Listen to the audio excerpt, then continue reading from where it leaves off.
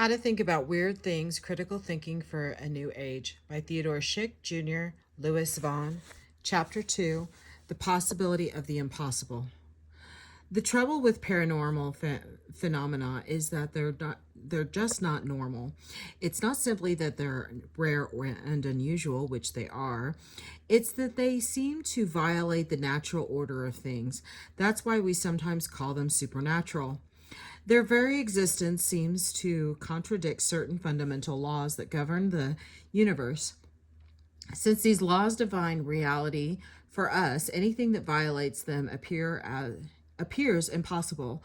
Consider, for example, the phenomena collectively known as ESP, or extrasensory perception, namely telepathy, reading another's mind, clairvoyance, viewing a distinct object without using your eyes, and precognition, seeing the future. What makes these phenomena seem so weird is that they appear to be physically impossible. Physicist Milton Rothman explains, transmission of information through space requires transfer of energy from one place to another. Telepathy requires transmission of an energy-carrying signal directly from one mind to another. All descriptions of ESP imply violations of conservation of energy. The principle that mass energy can be neither created nor destroyed in one way or another, as well as violations of all the principles of information theory and even the principle of causality, the principle that an effect cannot precede its cause. Excuse me. Strict application of physical principles requires us to say that ESP is impossible. According to Rothman, anything that violates physical principles is impossible because ESP violates these principles. It is impossible. Paradigms and the paranormal. But according to the true believers, those who accept the reality of the paranormal, nothing is impossible. As Eric Van Daniken, author of Chariots of the Gods, puts it, quote, nothing is incredible any longer. The word impossible should have become literally impossible for the modern scientist. Anyone who does not accept this today will be crushed by the reality of tomorrow, unquote.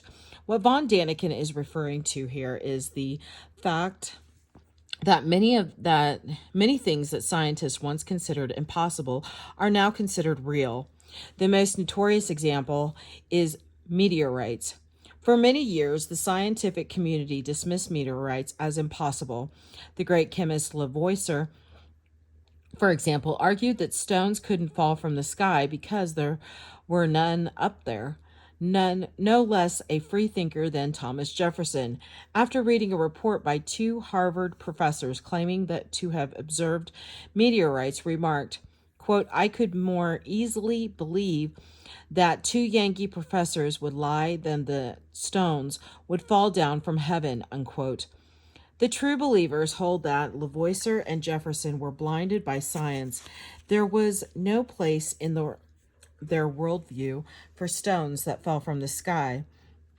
So they refused to accept the reality of meteorites.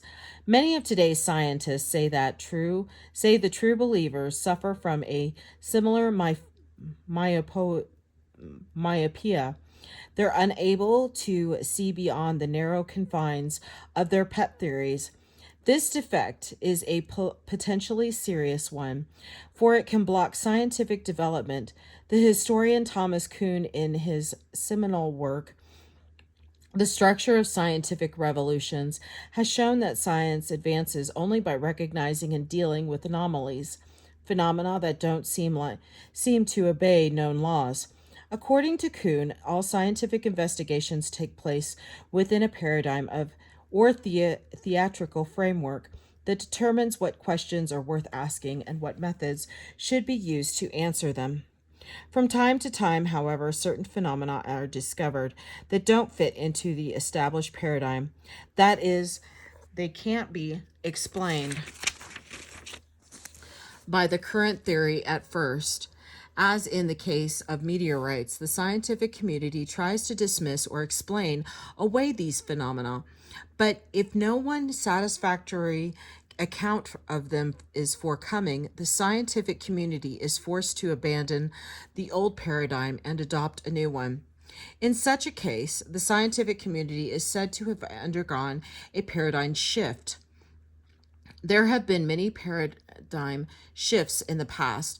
Galileo's discovery of the moons of Jupiter and the phases of Venus led to a shift from geocentric, Earth-centered view of the solar system to a heliocentric, sun-centered one. Darwin's discovery of the strange creatures of the Galapagos Islands led to the shift from creationism to evolution. The failure to detect the luminiferous ether, unquote, the medium in which light waves were supposed to travel, led to a shift from Newtonian physics to Einsteinian physics. Similarly, say the true believers' paranormal phenomena may lead to another paradigm shift. The resulting worldview may be as different from ours as ours is from Aborigines. We may have to give up many of our most cherished beliefs about the nature of reality and knowledge. But it's happened before, and they claim there's no reason to think it won't happen again. As Shakespeare as so eloquently put it, there are more things in heaven and earth, Horatio, than are dreamt of in your philosophy, unquote. So whom are we to believe? Should we follow the scientist who dismisses paranormal phenomena on the grounds that they contradict fundamental physical principles, or the true believer who sees paranormal phenomena as harbinger of a new age? To evaluate the relative merits of these positions, we'll have to take a closer look at the notions of possibility, plausibility, and reality. Logical possibility versus physical impossibility.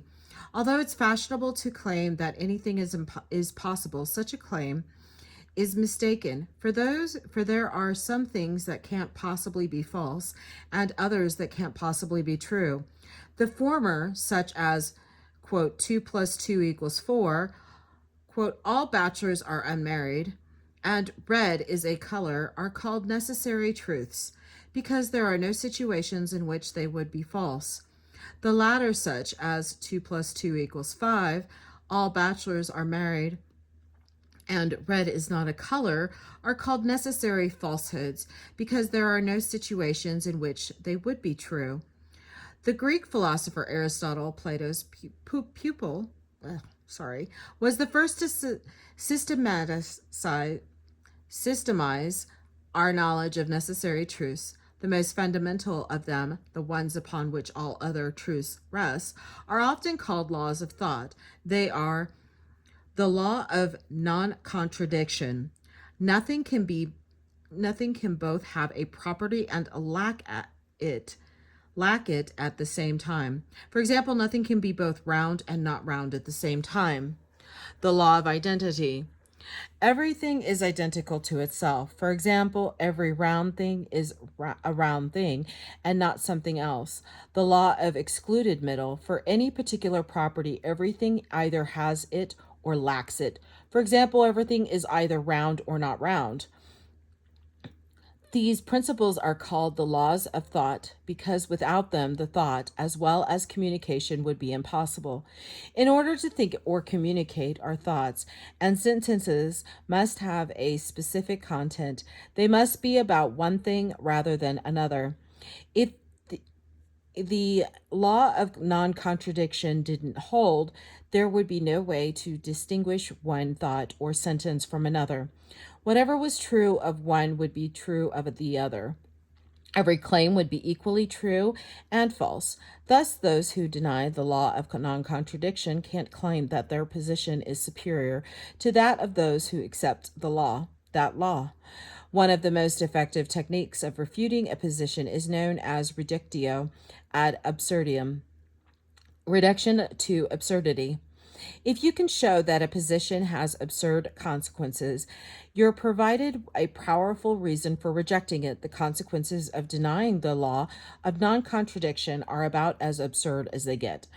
Any position that makes thought and communication theoretically impossible is, to say the least, suspect. Aristotle, in Book 4 of the Metaphysics, put the point this way: if all are alike, both wrong and right, one who is in this condition will not be able to either to speak or to say anything intelligible, for he says at the same time both yes and no. And if he makes no judgment, but thinks and does not think indifferently, what difference will there be between him and a vegetable? Unquote. What difference indeed? Without the law of non-contradiction, we can't believe things to be one way rather than another. But if we can't believe things to be one way rather than another, we can't think at all. Logic is the study of correct thinking. As a result, the laws of thought are often referred to as the laws of logic. Anything that violates these laws is said to be logically impossible, and whatever is logically impossible can't exist. We know, for example, that there are no round squares, no married bachelors, and no largest number because such things violate the law of non-contradiction. They attribute both a property and its negation to a thing and are thus self-contradictory. The laws of thought then not only determine the bounds of the rational, they also determine the bounds of the real. Whatever is real must obey the law of non-contradiction. That is why the great German logician Gottlob Frege called logic the study of the laws of science. The laws of science must obey the laws of logic. Travel tales of Michael Crichton's timeline have their travelers go to parallel universes rather than their own. Science writer Martin Gardner explains the basic idea is as simple as it is fantastic. Persons can travel to any point in the future of the universe with no complications, but the moment they enter the past, the universe splits into two parallel worlds, each with its own time track.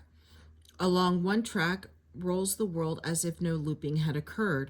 Along the other track spins the newly created universe, its history permanently altered, unquote. If the universe splits when you travel backward in time, there will be no contradiction, because in neither universe will something both be and not be the case. Psychokinesis, the ability to move external objects with the power of one's mind, seems to be physically impossible because it seems to imply the existence of an unknown force. Science has identified only two forces whose effects can be felt over long distances: electromagnetism and gravity. The brain, however, is not capable of producing enough of either of these forces to directly affect objects outside of the body. So psychokinesis seems to be to violate the laws of science.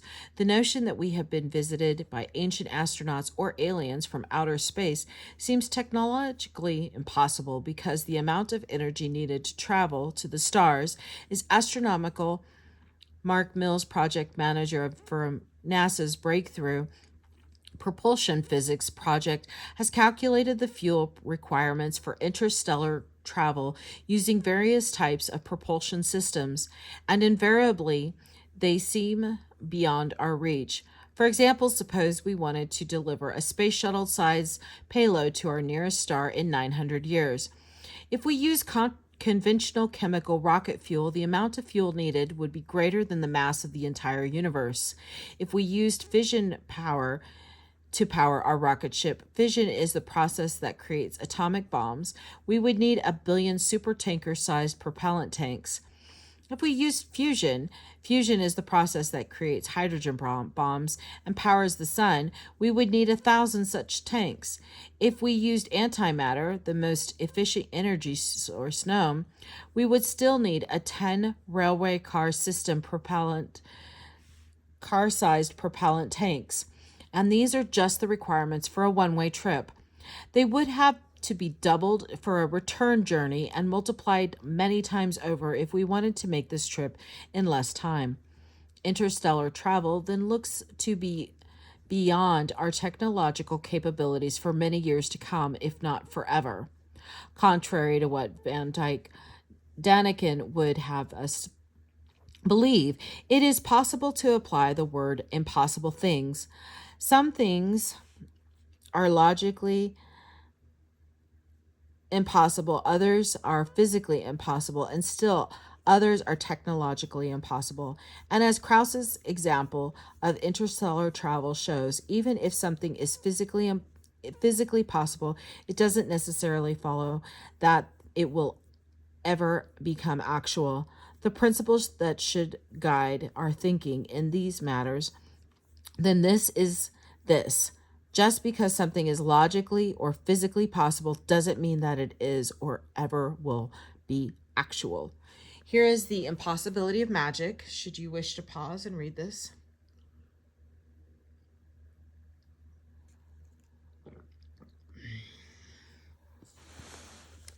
If logical or physical possibility were grounds for eventual actuality, we could look forward to a world containing moon-jumping cows or egg-laying bunnies. To determine whether something is actual, we have to examine the evidence in its favor. There are those, however, who measures the credibility of a claim not in terms of the evidence for it, but in terms of the lack of evidence against it. They argue that since there is no evidence refuting their position, it must be true. Although such arguments have great psychological appeal, they are logically fallacious. Their conclusions don't follow from the premises because of a lack of evidence is no evidence at all. Arguments of this type are said to commit the fallacy of appeal to ignorance. Here are some examples. No one has shown that Jones was lying, therefore he must be telling the truth. No one has shown that there are no ghosts, therefore they must exist. No one has shown that ESP is impossible, therefore it must be possible. All a lack of evidence shows is our own ignorance. It doesn't provide a reason for believing anything. If a lack of evidence against a claim actually constituted evidence for it, all sorts of weird claims would be well-founded. For example, the existence of mermaids, unicorns, and centaurs, not to mention Bigfoot, the Loch Ness Monster, and the abominable snowman would be beyond question. Unfortunately, substantiating a claim is not that easy. The principle here is this. Just because a claim hasn't been conclusively refuted doesn't mean that it's true. A claim's truth is established by the amount of evidence in its favor, not by the lack of evidence against it. In addition, the strategy of placing the burden of proof on the non-believer is unfair insofar as it asks him to do what is often impossible, namely prove a universal negative. A universal negative is a claim to the effect that nothing of a certain sort exists. For example, the claim there is no such thing as ghosts is a universal negative. Now, if you could prove that the notion of a ghost is self-contradictory, like the notion of a married bachelor, then you could prove that there is no such thing as ghosts. Remember, anything that involves a logical contradiction cannot exist. But in the absence of such proof, the only way to prove a universal negative would be to investigate all of the time and space and fail to find what you're looking for. And that's clearly impossible. So it's unreasonable to demand it of anybody. Whenever someone proposes something novel, whether it be a policy, a fact, or a theory, the burden of proof is on her to provide reasons for accepting it. It's not only true believers who commit the fallacy of appeal to ignorance. However, skeptics often argue like this: no one has proven that ESP exists, therefore it doesn't. Again, this is fallacious reasoning. It's an attempt to get something for nothing. The operative principle here is the converse of the one cited above. Just because a claim hasn't been concisely proven or conclusively proven doesn't mean that it's false. Even if no one has yet found a proof of ESP, we can't conclude that none will ever be found. Someone could find one tomorrow. So even if there is no good evidence for ESP, we can't claim that it doesn't exist. We can claim, however, that there is no compelling reason for thinking that it does exist. The possibility of ESP.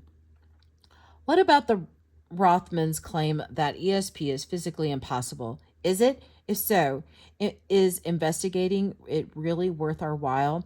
Let's tackle the second question first. Even if our best scientific theories seem to indicate that ESP is physically impossible, investigating it still has some value. For our best scientific theories may be wrong. The only way we can tell whether or not they're wrong is to test them, and investigating ESP constitutes one such test. Failure to come up with any credible examples of ESP or other paranormal phenomena serves to confirm our current theories. But if we were to find good evidence for ESP, if, for example, someone were consistently to score well above the score predicted by chance on ESP tests for a number of years under conditions that ruled out any possibility of fraud, we would have to rethink our current scientific theories, but we still wouldn't necessarily have to reject them. For what at first appears to be contradiction may, upon further examination, turn out not to be. Meteorites provide a case in point, as we've seen the scientific establishment of the 17th and 18th centuries refused to admit the existence of meteorites because they seem to conflict with the accepted model of reality. But once their existence was verified and scientists took seriously the task of explaining them, it was found that they violated no physical laws. None of Newton's laws had to be rejected in order to accommodate them. In fact, as scientists came to understand the physics of planetary development, they found that Newton's laws actually predicted the existence of meteorites. This point is particularly applicable to the study of miracles. A miracle is commonly considered to be a violation of natural physical law. Because only something supernatural can violate natural law, miracles are often taken as evidence of the existence of God. But in light of the preceding principle, it's difficult to see how we could ever be justified in believing that a miracle occurred. For an event's seeming impossibility may simply be due to our ignorance of the operative forces or principles, as the Roman Catholic theologian St. Augustine noted, quote, "A miracle is not a contrary to nature, but a contrary to our knowledge of nature," unquote. The scientific ignorance of the ancient Jews and early Christians may explain why they reported so many miraculous occurrences. Consider, for example, the miracle of the parting of the Red Sea. The Bible tells us that, quote, "The Lord caused the sea to go back by a strong east wind all the night, and made the sea dry land, and the waters were divided," unquote. Exodus 14:21. Two oceanographers have recently shown that because of the geological structure of the Red Sea, a strong east wind could make the sea dry land. They write in the abstract of their article, "Suppose that a uniform wind is allowed to blow over the entire Gulf for a period of about a day. It is shown that in similar fashion to the familiar wind set up in a long and narrow lake, the water at the edge of the Gulf slowly recedes away from its original pre-wind position. It is found that even for moderate storms, a receding distance of more than 1 kilometer and a sea level drop of more than 2.5 meters are obtained. The parting of the Red Sea, then, need not be considered a miracle because it may not violate any physical laws. The same goes for Jesus' walking on the water. Knopf has recently shown that such a feat could have been the result of a natural phenomenon. Springs ice from underground springs. In both cases, there is no need to invoke a supernatural cause because the event can be explained in purely natural terms.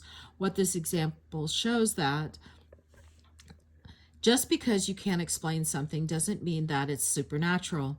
Your inability to explain something may simply be due to your ignorance of the operative forces or principles. When faced with something you don't understand, then the most rational course of action is to seek a natural explanation. Theories and things. Skeptics who wish to maintain that paranormal phenomena are physically impossible often write as if the phenomena themselves contradict physical law. But a phenomena can't contradict a law any more than a tree can get married. Since marriage is a relation between people, only people can get married. Similarly, since contradiction is a relation between propositions, only propositions can contradict one another. It isn't the phenomena themselves that contradict physical law, but rather our theories about them.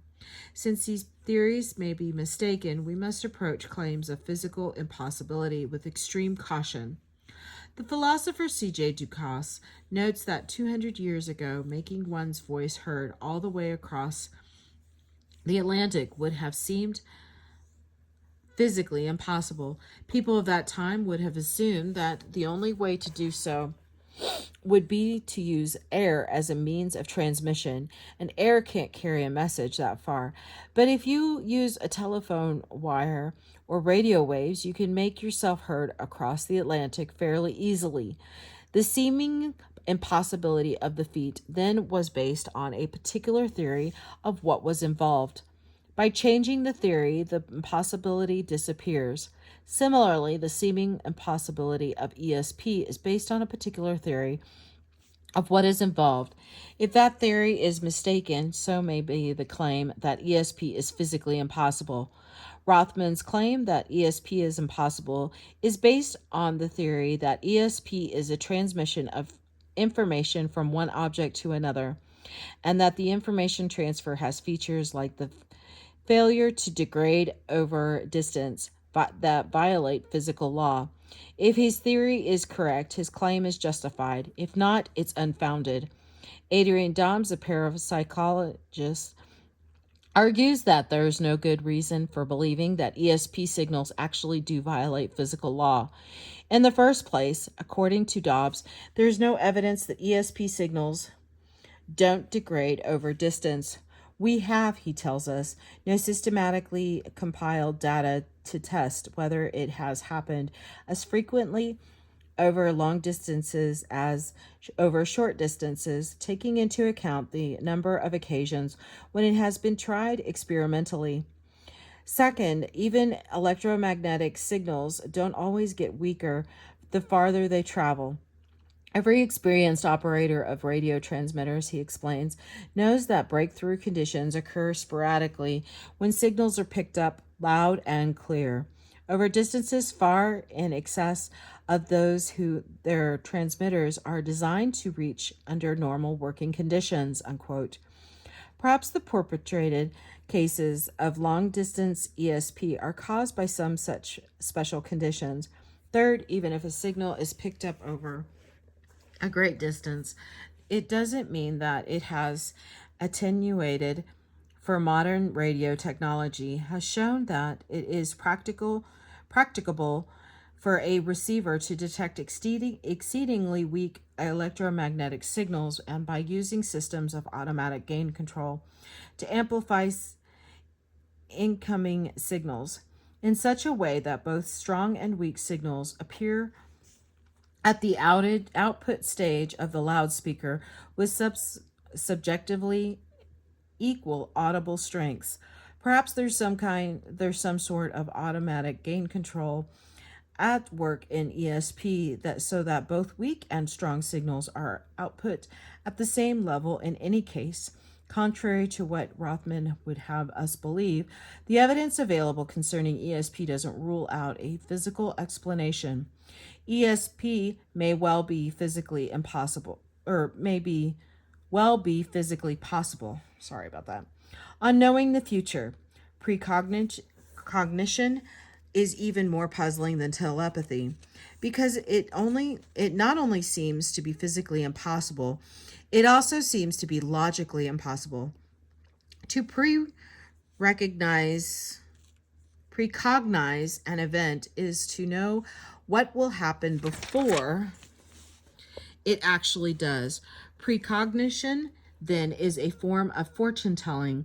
It's seeing into the future. Such an ability certainly appears physically impossible, for it seems to be at odds with the principle of causality, which states that an effect cannot precede its cause. But more important, it also appears logically impossible, for it seems to suggest that the future exists now, and that's a contradiction in terms. We can perceive only that which currently exists. If we perceive the future must currently exist. But the future, by definition, doesn't exist. It will exist when the time comes, but does not exist now. So precognition seems to commit us to an existing non-existent, which is a logical impossibility. Here's the extra readings. Should you wish to pause and read this?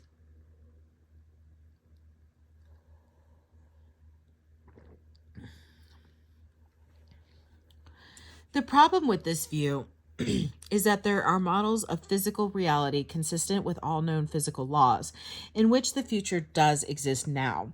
Such models draw their inspiration from Hermann Minkowski's interpretation of Einstein's special theory of relativity.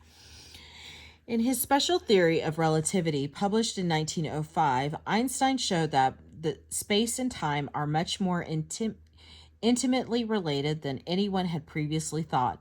He showed, for example, that the faster you travel, the slower you age. At the speed of light, you don't age at all. Time stands still, so to speak. If you were to go faster than the speed of light, you would go backward in time. But if you went backward in time, you could get into all sorts of trouble. You could, for example, kill your father before he met your mother. What then would happen to you? In Einstein's theory, we don't have to worry about such things, for nothing can travel faster than the speed of light. Einstein's discovery that space and time are related is often expressed by saying that time is a fourth dimension. What this means is that time is as much a direction of travel as are the directions up, down, right, left, and forward, backward. Objects travel through both space and time. The entire history of an object can be represented on a graph where one axis stands for the 3 dimensions of space and another for time. On such a graph, you would appear as a curved bar extending from the time you were born to the time that you die. See above figure. Each slice of the bar would represent a moment of your life. From a 4th dimensional point of view, then all the moments of your life exist simultaneously. Einstein's theory of relativity provides a way of looking at the universe that makes it both logically and physically possible for the future to exist now. This view of the universe has come to be known as the block universe. View because it takes the universe to be a static, unchanging block, but the universe doesn't seem static. So what creates the illusion of change? Some believe it is created by the interaction between our consciousness and our 4-dimensional selves. Movie reels can create the illusion of change by being projected onto the screen of the theater 1 frame at a time. Similarly, it has been claimed 4-dimensional objects can create the illusion of change by being projected onto the screen of consciousness 1 slice at a time. Ordinarily, each slice is projected in sequence. In the case of precognition, however, slices are taken out of order. The mind skips ahead, so to speak. As a result, we are aware of something before it happens. So even precognition may be physically possible, but as we've seen, just because something is possible doesn't mean that it's real. To determine whether it is, we have to examine the reasons behind it. If the reasons are good ones, we have good reason for believing in it. If not, belief in it is irrational. Logic is the study of good reasoning. It does not tell us how people in fact reason. Instead, it tells how people should reason if they want to avoid error and falsehood. In the next chapter, we'll explore the nature of good reasoning in more detail. Here's the failed psychic predictions.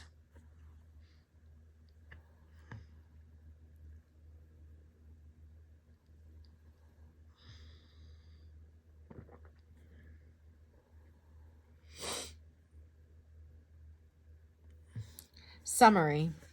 It is not the case that anything is possible, as some people claim.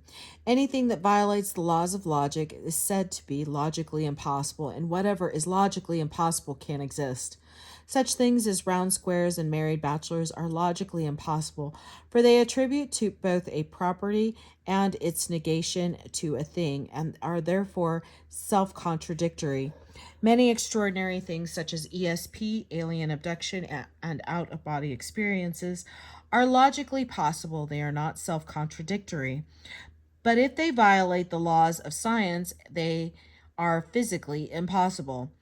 Anything that is inconsistent with the laws of science or nature is physically impossible. Something can also be technologically impossible, currently beyond our capabilities to accomplish. Time travel seems to be logically impossible. Psychokinesis, the ability to move external objects with the mind, seem to be physically impossible, and visitation by aliens from outer space seems to be technologically impossible. The principle to keep in mind about such things is that just because something is logically or physically possible doesn't mean that it is or ever will be actual. We must approach claims of physical impossibility with caution, for it isn't phenomena themselves that contradict physical law, but rather our theories about them. And our theories may be mistaken. Precognition, for example, seems both physically and logically impossible. But there are models of physical reality consistent with all known physical laws in which the future does now exist. Here are the study questions and the extra. And then there's also an extra passage.